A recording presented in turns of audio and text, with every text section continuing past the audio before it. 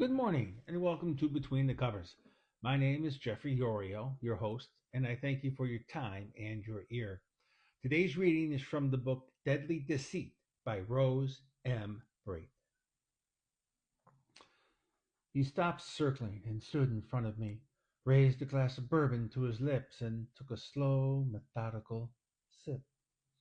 The contempt on his face had me blurting, "I love you, Jack," followed by a rush of tears. I knew I'd spoken too late and braced myself as he placed his glass on the table. "Then why are you such a fuck up, Abby?"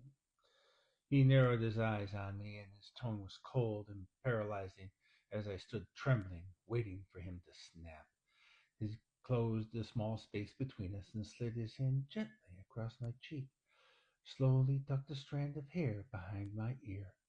His eyes were hooded as he stared at me while his lips hovered mere inches above mine. He closed his eyes, and I was sure he was about to kiss me when he paused and tangled his fingers in my hair. "Abby," he whispered, yanking my head back. My scalp burned with every strand he pulled from my head. I yelped and gripped his shoulders for support as he dangled me beneath him.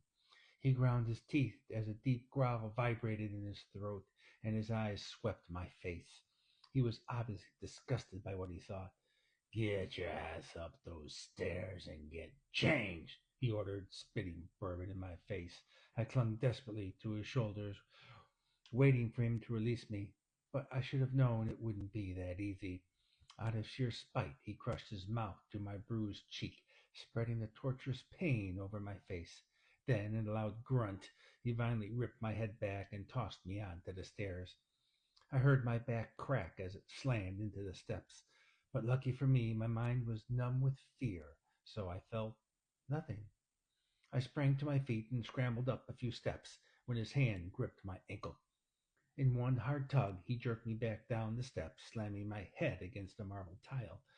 There was no time to register anything that was happening because suddenly he was straddling me, and I was shielding my face.